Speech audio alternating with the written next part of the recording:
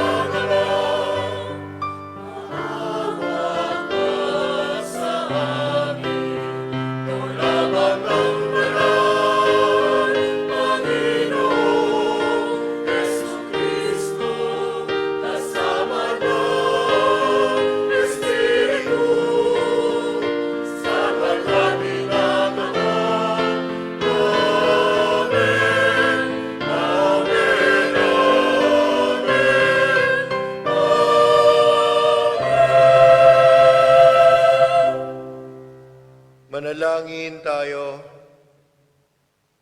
Ama naming makapangyarihan, para sa iyong anak ay inilaan mong maging marapat na tahanan ang mahal na Birheng ipinaglihing walang minanang kasalanan, at siya'y binukod mo para wag madamay sa pagkamaswai ng lahat, pakundangan sa kamatayang aakuin ng iyong anak.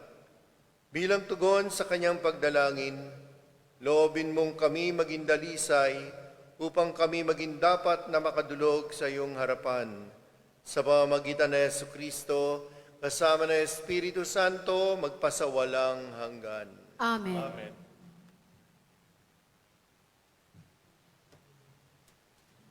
Sa unang bahagi ng pagdiriwang, ang pagpapahayag ng salita ng Diyos. Sa unang pagbasa, Pinakinggan ng babae ang panunukso ng ahas at nailayo sa kabutihan ng Diyos ang kanyang lipi. Subalit, hindi itinakwil ng Diyos ang sangkatauhan. Isang bagong Eva ang magsisilang ng sanggol na susupil sa kasamaan. Pagbasa mula sa aklat ng Henesis. Pagkakain ni Adan sa bunga ng puno, tinawag siya ng Panginoon at tinanong, "Saan ka naroon?" "Natakot po ako nang marinig ko kayong nasa hardin. Nagtago po ako sapagkat ako'y hubad," tugon ng lalaki. "Sinong may sabi sa iyong hubad ka?" tanong ng Diyos. "Bakit kumain ka ba ng bungang pinagbabawal ko?" "Kasi pinakain po ako ng babaeng ibinigay ninyo sa akin," tugon ng lalaki. "Bakit mo naman ginawa yon?" tanong ng Diyos sa babae. "Mangyari po'y nilinlang ako ng ahas, kaya ako natuksong kumain," tugon naman niya. At sinabi ng Panginoon sa ahas, "Sa iyong ginawa'y may parosang dapat, na tanging ikaw lang yaong magdaranas. Ikaw ay gagapang ang hatol kong gawat, at alikabok ang pagkaing dapat. Kayo ng babae, laging mag-aaway, binhi mo't binhi niya'y laging maglalaban. Ito ang dudurog ng ulo mong yan, at ang sakong niya'y ikaw ang tutuklaw." Eva ang itinawag ni Adan sa kanyang asawa, sapagkat ito ang ina ng sangkatauhan. Ang salita ng Diyos. Salamat sa Diyos.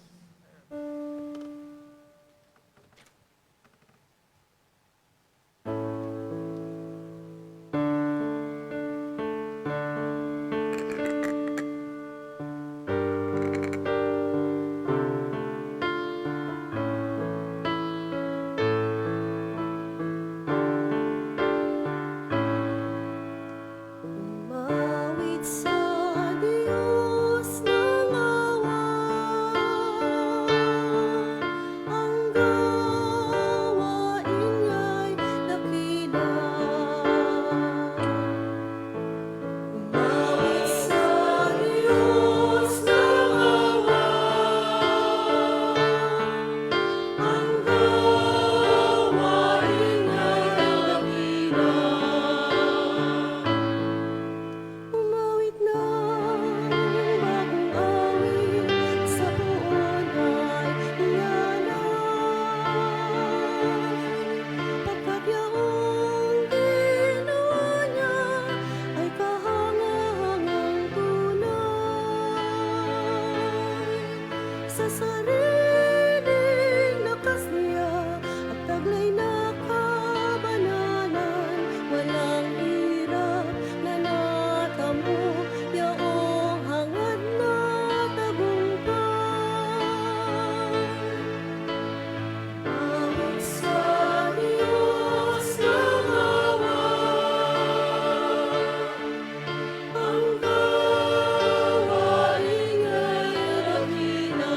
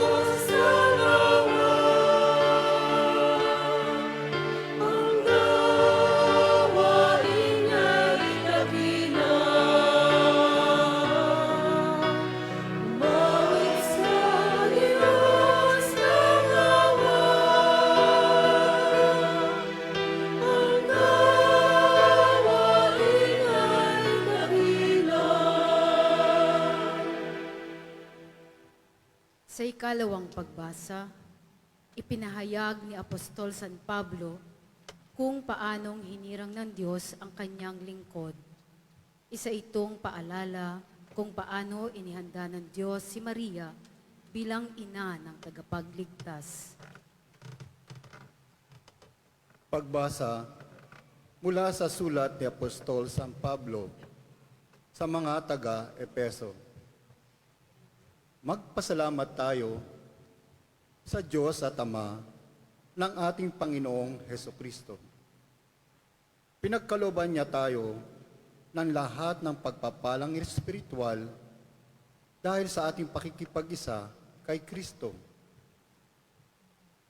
At sa ating ngang pakikipag-isang ito, hinirang na niya tayo bago pa nilikha ang sanlibutan upang maging banal at walang kapintasan sa harapan niya.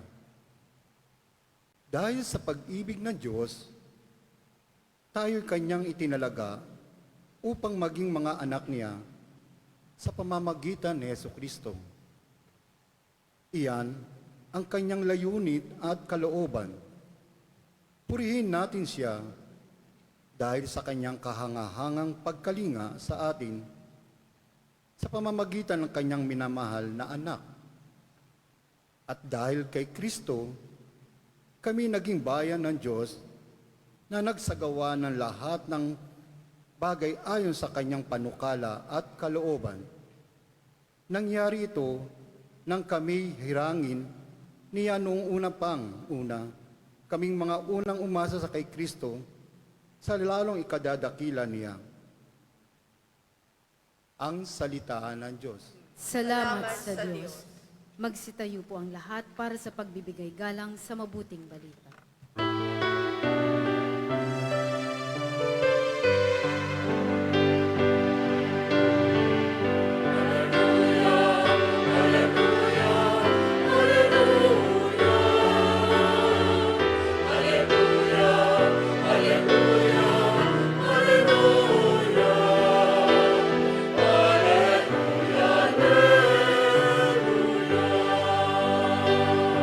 Sabay-sabay po ang lahat.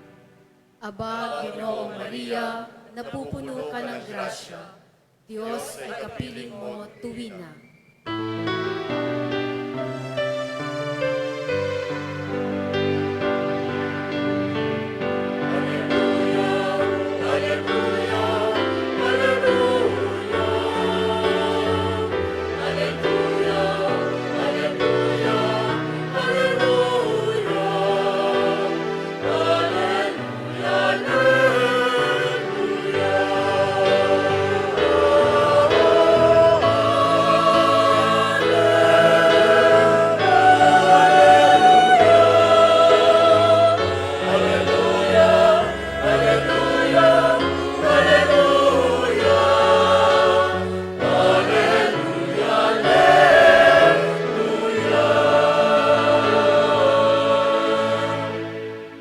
Sumayin niyo ang Panginoon. At sumayin niyo rin. Ang pagbasa sa mabuting balita ng Panginoon ayon kay San Lucas. Papuri sa iyo, Panginoon.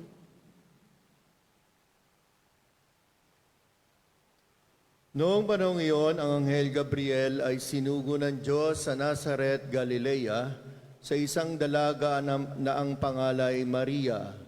Siya'y nakatakdang ikasal kay Jose, isang lalaki buhat sa lipi ni Haring David.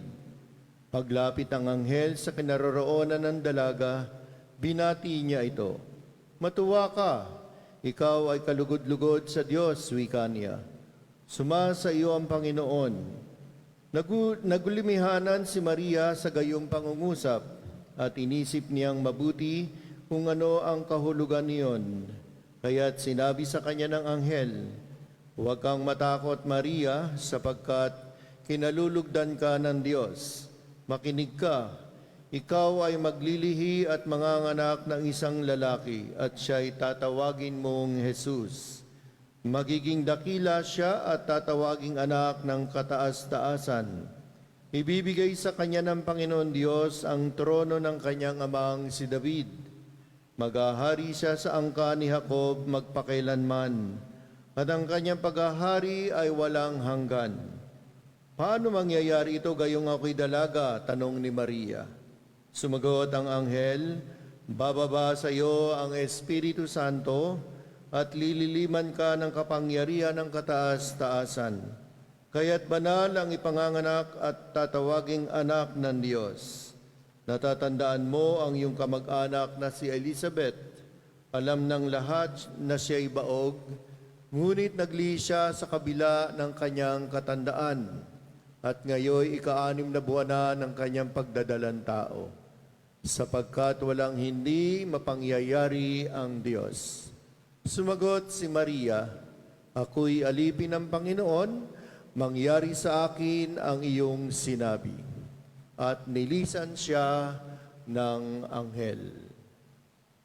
Mga kapatid, ang mabuting balita ng Panginoon. Pinupuri ka namin, Panginoong Heso Kristo.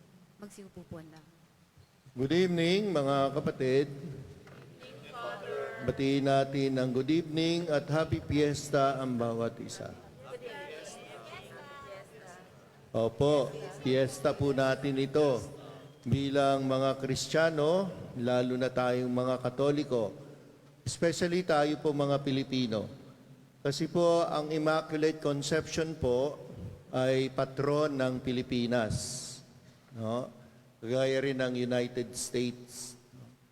Kasi nga, alam naman natin na itong Immaculate Conception Solemnity, isa sa tanyag na kapistahan ng mahal na Birheng Maria. Kaya ho ako naka-blue. Kasi blue yung suot niya. No? Tsaka blue ay color talaga ni Maria. Salamat sa sponsor natin, si Sister Alice. No? Gawa niya to. Ayan, ano ho yung nais nating malaman sa dakilang kapistahang ito?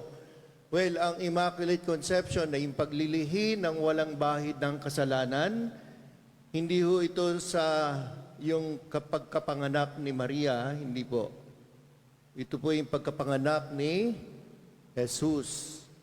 Kasi yung Immaculate Conception nangyari nung ipinaglilihi si Maria.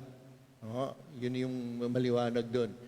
Kaya ang ho nito nung pinaplano po ng Diyos, kasi sabi nga ng mga commentators, na gumawa ng mga homilies, etc.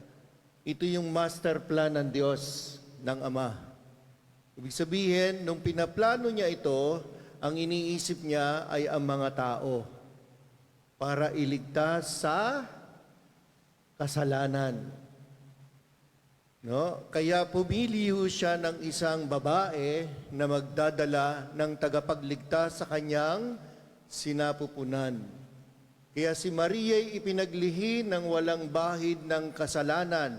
Ano nga ho yung kasalanan? Kapag ikaw ay nasa sinapupunan ng nanay mo, kagaya mo, ang laki-laki na ng tiyan mo. Ano yun? Anong kasalanan yun? Original sin. Yung minana nating kasalanan kanino? Eva at, yan yung narinig natin sa first reading, sa aklat ng Genesis. No?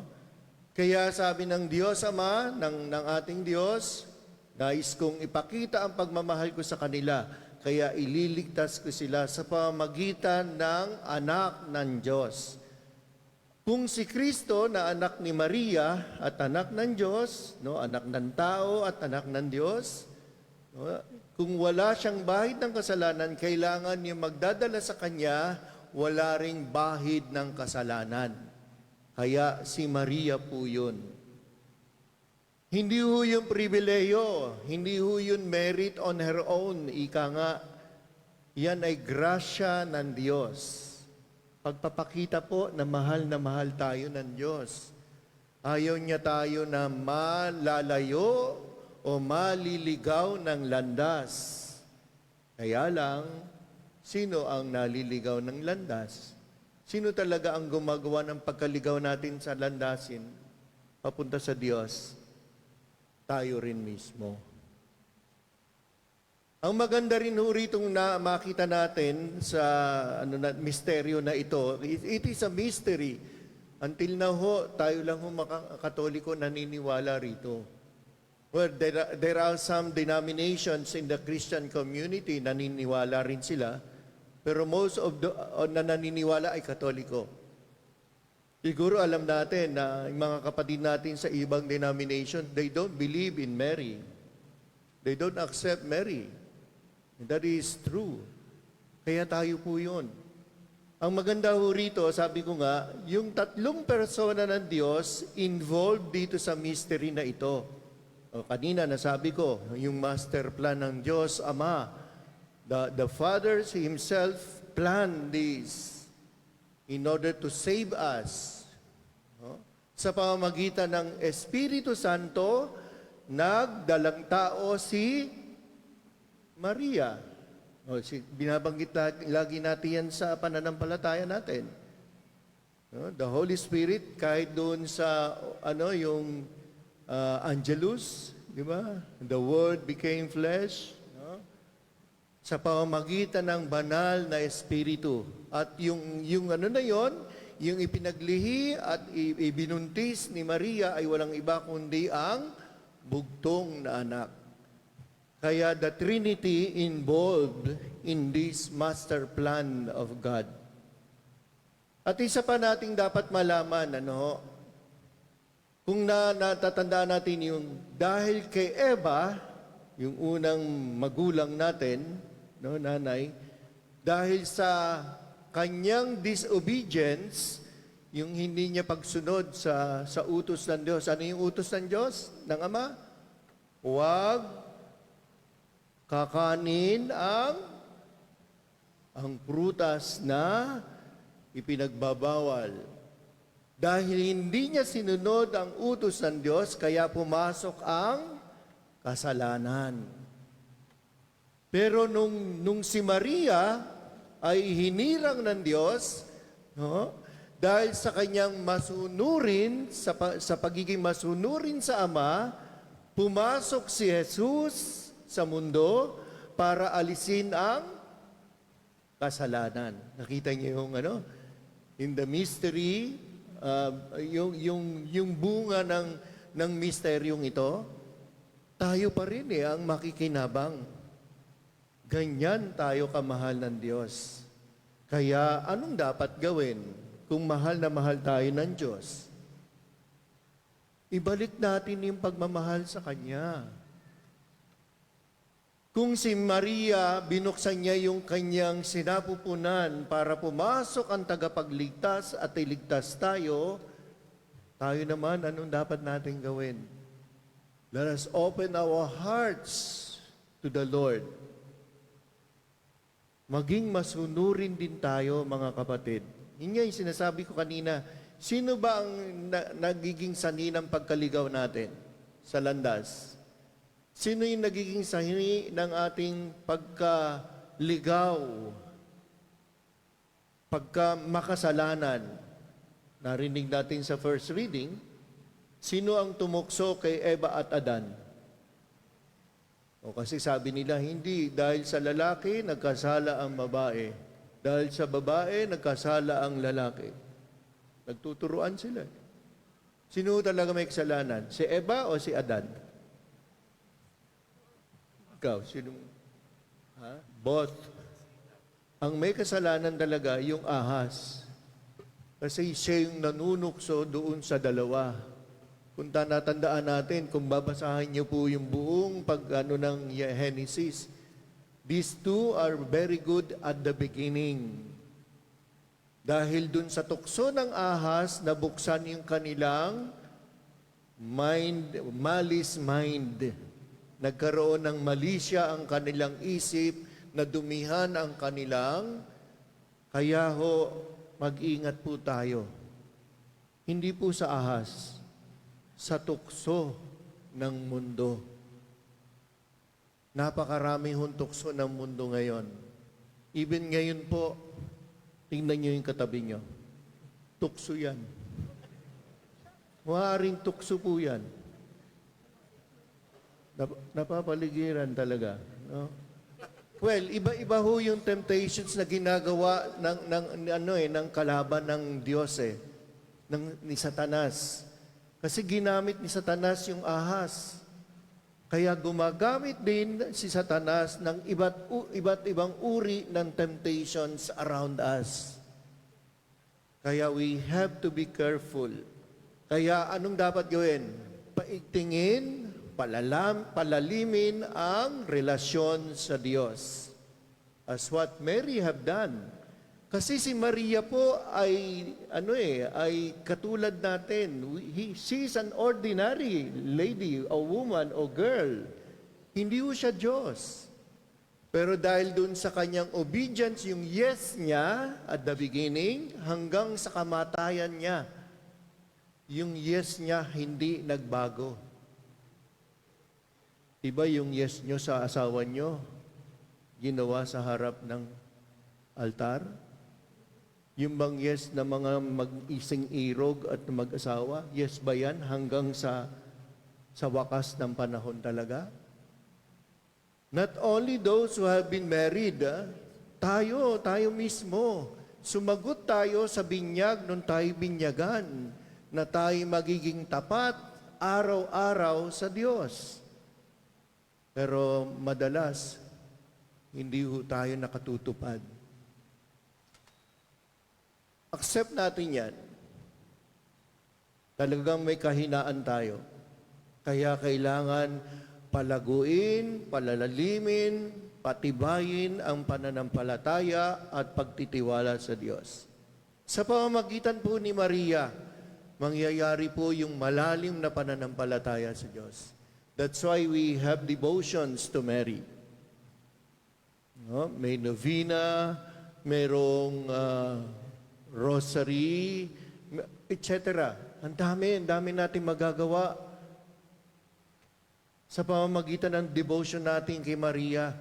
At yung devotion na ito na ginagawa natin kay Maria, ito yung magbibigay sa atin ng malalim na pakikipag-ugnayan sa Panginoon. Di ba? Ito yung lagi nating sinasabi, the slogan of the Marian groups.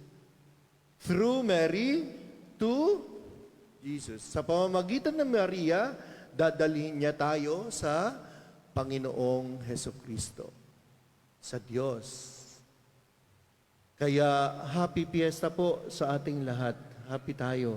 Dapat happy tayo kasi walang hanggan ang pagmamahal ng Diyos sa atin. Through Mary to Jesus.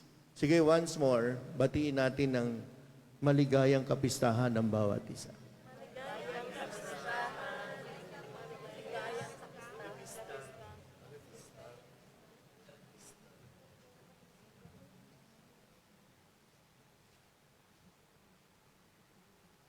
Sige po, ipahayag po natin lahat. ang ating pananampalataya. Sumasampalataya ako sa Diyos Amang makapangyarihan sa lahat, na may gawa ng langit. at lupa. Sumasampalataya ako kay Kristo, isang anak ng Diyos, Panginoon nating lahat. Nagkatawang tao siya lalang ng Espiritu Santo. Ipinanganak ni Santa Maria Birhen, pinagpakasakit ni Poncio Pilato, ipinako sa krus na matay inilibing, nanaong sa naroroonan ng mga yumayo, nang may tatlong araw na buhay na maguli, umakyat sa langit, naluluklok sa kanan ng Diyos Amang makapangyarihan sa lahat. Doon magmumula at paririto at hukom sa nangabubuhay at nangangamatay na tao. Sumasampalataya naman ako sa Diyos Espiritu Santo, sa banal na simbahang katolika, sa kasamahan ng mga banal, sa kapatawaran ng mga kasalanan, sa pagkabuhay na muli na nangamatay na tao, at sa buhay na walang hanggan. Amen.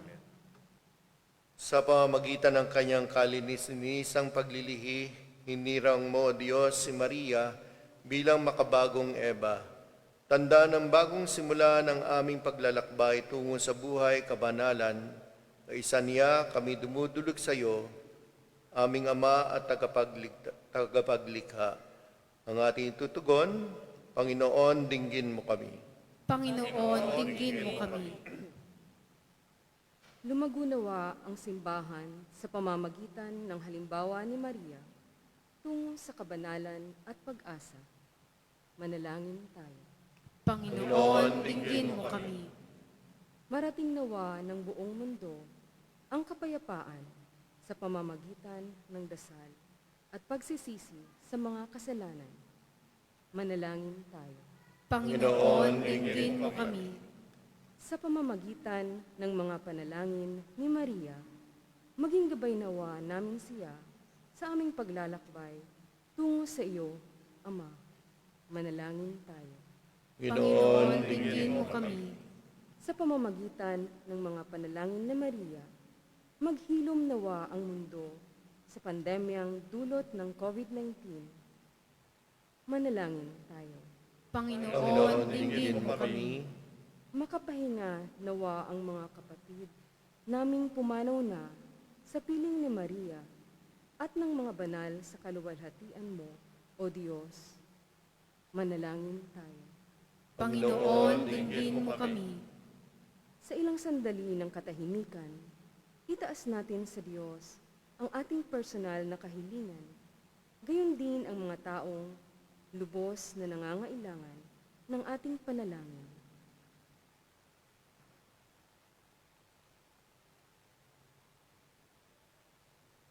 Manalangin tayo.